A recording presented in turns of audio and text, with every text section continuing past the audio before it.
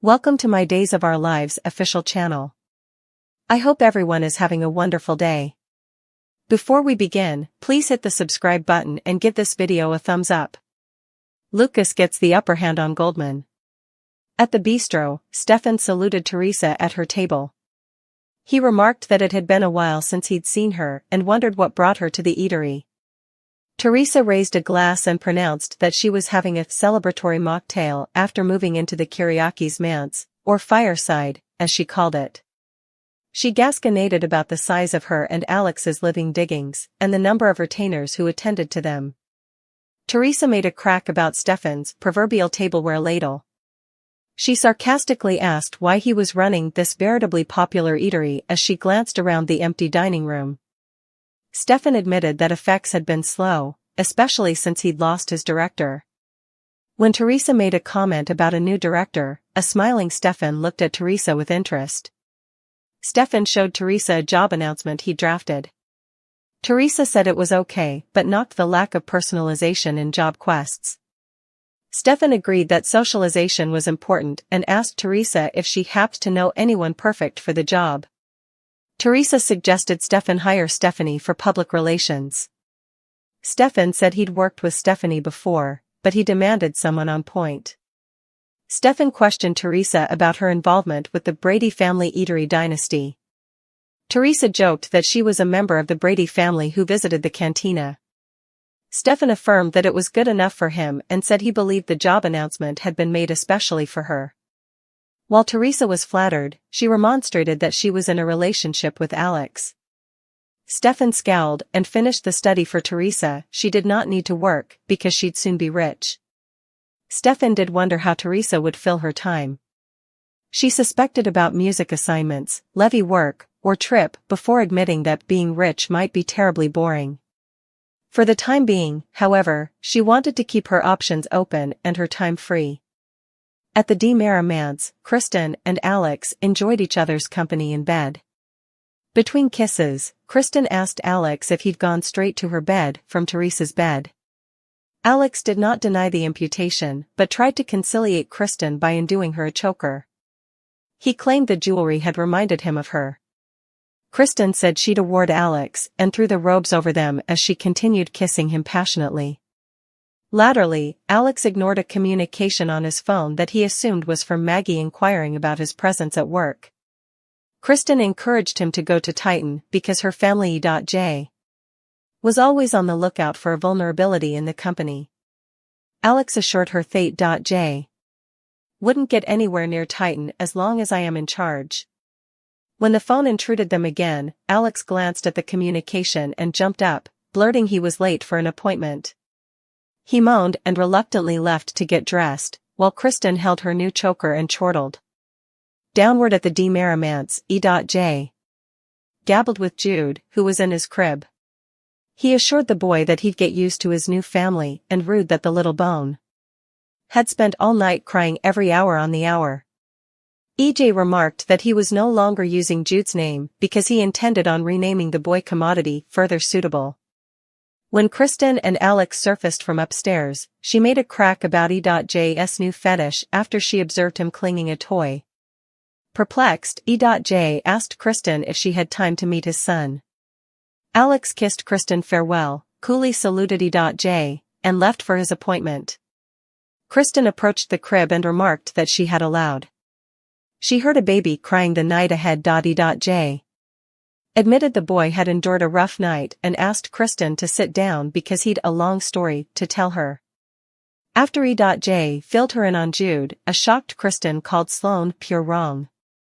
E.J. claimed Sloane had dissolved without a trace, leaving Nicole wanting to garrote her.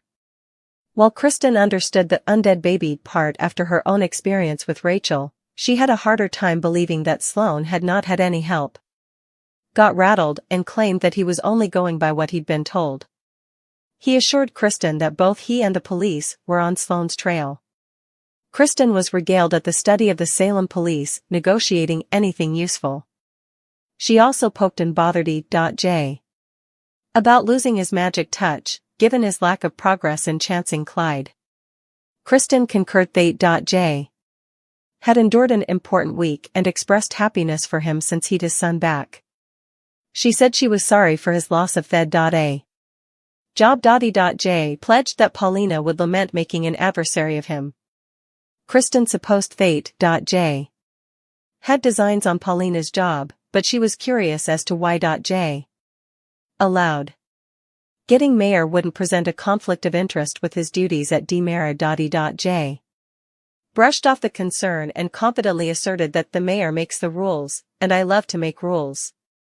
A short time laterally, Stefan walked into the manse. Kristen asked him if he'd heard the news about the baby, and he verified that he had.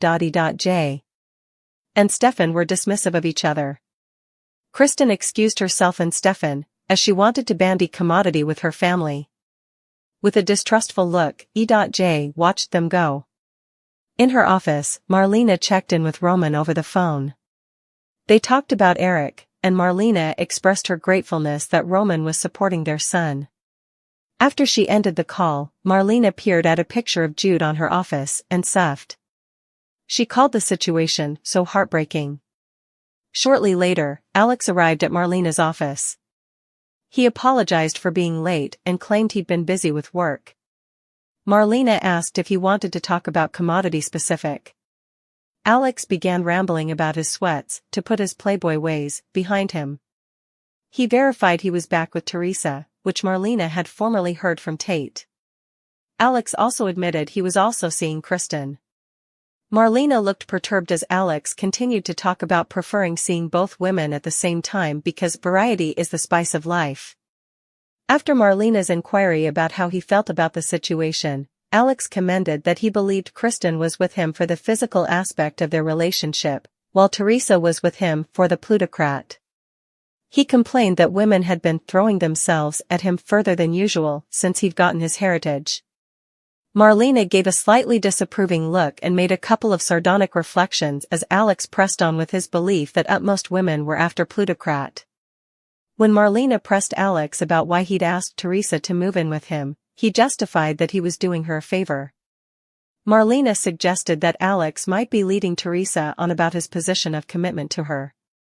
Alex agreed he should talk with Teresa and clear the air. As Alex prepared to leave, Marlena asked him to say hello to Maggie for her.